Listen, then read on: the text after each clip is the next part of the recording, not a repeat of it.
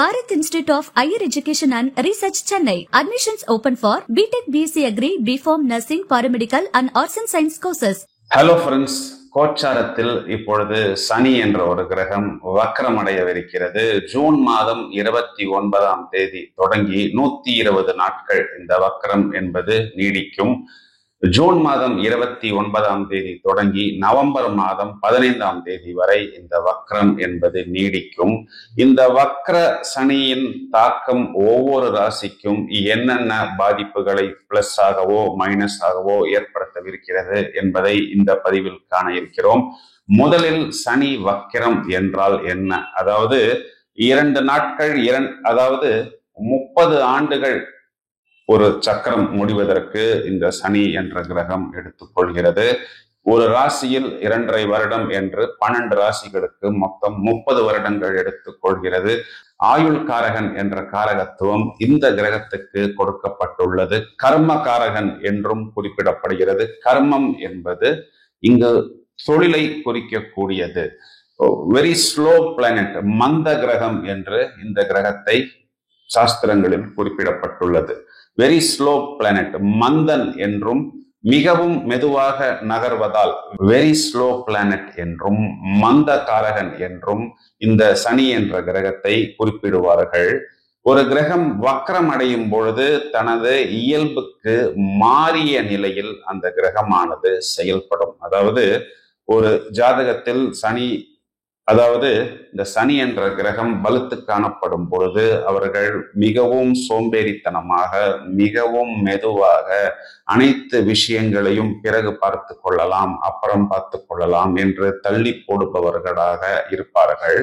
இவர்களுக்கு சனி வக்ரம் பெற்றிருக்கும் பொழுது அனைத்து வேலைகளையும் தாங்களே செய்ய வேண்டும் என்றும், மிகவும் வேகமாக செயல்பட வேண்டும் என்றும், மிகவும் பரபரப்பாக இருக்க வேண்டும் என்றும், கடும் உழைப்பை வெளிப்படுத்தக்கூடிய நபர்களாக, ஓய்வின்றி ஒர்க் அடிக்ட் என்று சொல்லக்கூடியவர்களாக இருப்பார்கள். வக்ரம் என்றால் கிரகம் பின்னோக்கி நகர்வது என்று பொதுவாக எல்லாரும் நினைத்துக் கொள்கிறார்கள். அவ்வாறு கிடையாது. பின்னோக்கி நகர்வது போல் ஏற்படக்கூடிய ஒரு மாயத் தோற்றம். அதாவது நீள்வட்ட பாதையில் பூமி தன்னைத்தானே சுற்றி கொண்டு சூரியனை சுற்றி வரக்கூடிய அந்த பாதையில் சில நேரங்களில் பூமியானது திரும்ப வேண்டிய ஒரு நிர்பந்தம் ஏற்படும்.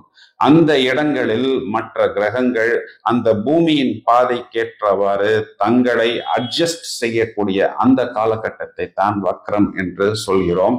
பொதுவாக செவ்வாய், குரு, சனி இந்த 3 கிரகங்களும் சூரியனுக்கு 5, 6, 7, 8, 9ஆம் வீடுகளுக்கு வரும் பொழுது வக்ரமடையும். 5ஆம் வீடு என்பது வக்ரத்தின் தொடக்கம், 9ஆம் வீடு என்பது வக்ரத்தின் முடிவு.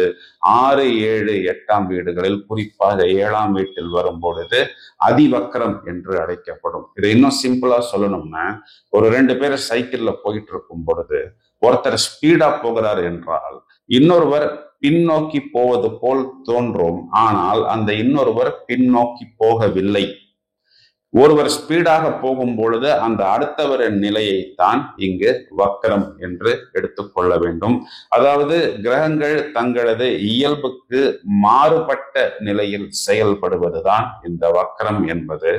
பொதுவாக சோம்பேறித்தனமாக, மந்தமாக, மிகவும் நிதானமாக செயல்படக்கூடிய நபர்கள் மிகவும் பரபரப்பாக, மிகவும் ஆக்டிவாக, அவர் ஒரு பெரிய டாக்டராக இருந்தாலும், ஒரு எக்ஸ்ரே டெக்னீஷியன் செய்யக்கூடிய வேலையாகவும், ஒரு எக்ஸ்ரே டெக்னீஷியன் செய்யக்கூடிய வேலையையும், ஒரு லேப் டெக்னீஷியன் செய்யக்கூடிய வேலையையும், ஒரு ரிசப்ஷனிஸ்ட் செய்யக்கூடிய வேலையையும் தன்மேல் சுமத்தி கொண்டு 24 மணி நேரங்களில் 20 மணி நேரம் வேலை வேலை வேலை என்று பரபரப்பாக செயல்படுவதுதான் இந்த வக்ரம் என்ற ஒரு நிலையை வெளிப்படுத்தக்கூடிய பாதிப்புகளாகும்.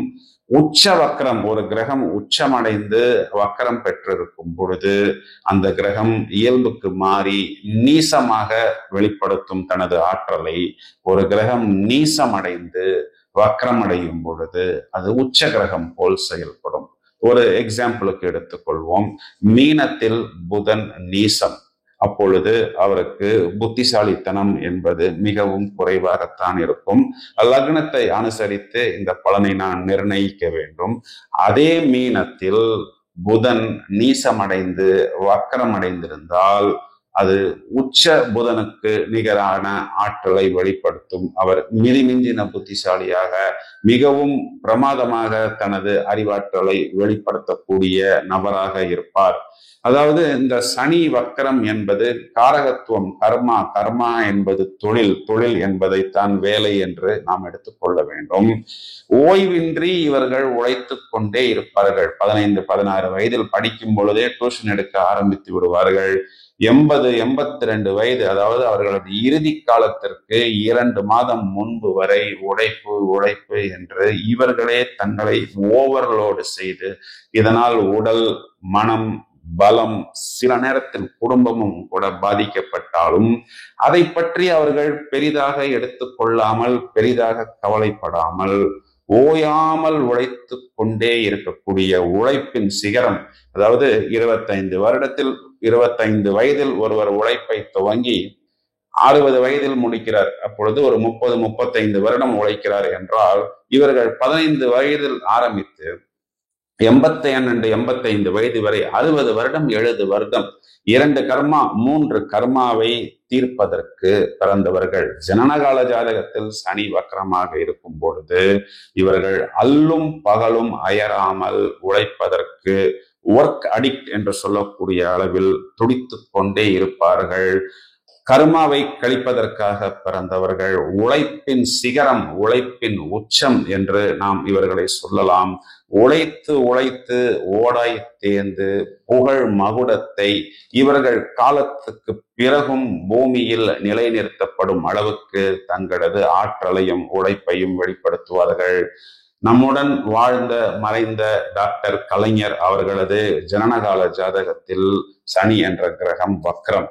அவர் எந்த அளவுக்கு உழைத்தார், உழைத்து சிகரத்தை அடைந்தார். கிட்டத்தட்ட ஒரு நாளைக்கு 18 மணி நேரம், 20 மணி நேரத்துக்கு மேல் அவர் உழைப்பார். இரவு 2 மணிக்கு கூட அவர் கதை, கவிதைகள், சினிமாவுக்கு உண்டான வசனங்கள், அடுத்த நாள் பத்திரிகைக்கு தேவையான கட்டுரைகள் எழுதி கொண்டிருப்பார் என்பது அனைவருக்குமே தெரியும். உழைப்பின் சிகரம், உழைப்பின் உச்சம்தான் இந்த சனியின் வக்கர நிலை. இப்பொழுது கோச்சாரத்தில் ஜூன் மாதம் 29ஆம் தேதி முதல் வக்கரமடைய இருக்கக்கூடிய இந்த சனி என்ற கிரகம் ராசிக்கு உண்டான பலன்களை கொடுக்கும் பொழுது ஏராளமான மாற்றங்கள் இருக்கிறது. இதனால் ஒவ்வொரு ராசிக்கும் என்ன தாக்கம் ஏற்பட போகிறது என்பதை இப்பொழுது விரிவாக காண இருக்கிறோம். மேஷம். மேஷராசியை பொறுத்தவரை பலன்களை நாம் கூர்ந்து கவனிக்க வேண்டும்.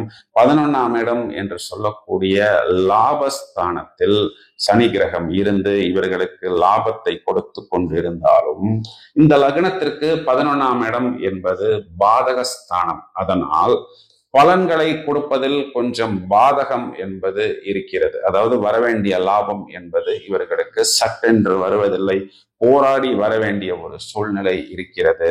இந்த சனி வக்கரம் என்பது இவர்களுக்கு ஒரு பெரிய பிளஸ் பாயிண்ட், மிகவும் அனுகூலமாக இருக்கிறது.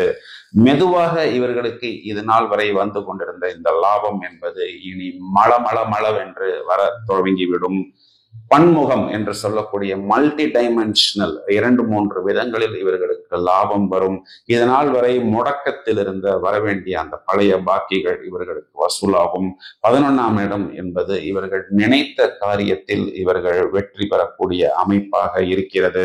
மேலும் வெளிநாட்டு தொடர்பு, டிராவல்ஸ், டிரான்ஸ்போர்டேஷன்ஸ், லாஜிஸ்டிக்ஸ் போன்ற துறைகளில் இருப்பவர்கள், வெளிநாடு சென்று வியாபாரம் செய்ய நினைப்பவர்கள், வெளிநாடுகளில் இருந்து மிஷினரி என்று சொல்லக்கூடிய சில எக்யூப்மெண்ட்ஸோ அல்லது பெரிய பெரிய இயந்திரங்களை இறக்குமதி செய்ய வேண்டிய சூழ்நிலையில் இருப்பவர்களுக்கு இந்த சனி வக்கரம் என்பது ஜூன் மாதம் 29 முதல் நவம்பர் மாதம் 15 தேதி வரை ஒரு பெரிய பிளஸ் பாயிண்டாக இருக்கு.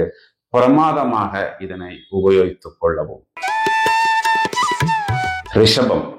ரிஷபராசிக்கு இந்த சனி என்ற கிரகம் ஏற்கனவே 10ஆம் இடத்தில் இருந்து இவர்களுக்கு பிரமாதமான ஒரு காலத்தை உருவாக்கி கொண்டிருக்கிறது. ஏனென்றால் 10ல் ஒரு பாவ கிரகமாவது இருந்தால் அரசனை போல் வாழக்கூடிய அமைப்பை கொடுக்கும் என்பதுதான் ஜோதிட விதி. அதாவது 10ல் ஒரு பாவி இருந்தால் பதவிகள் பல இவர்களுக்கு ஏற்படும்.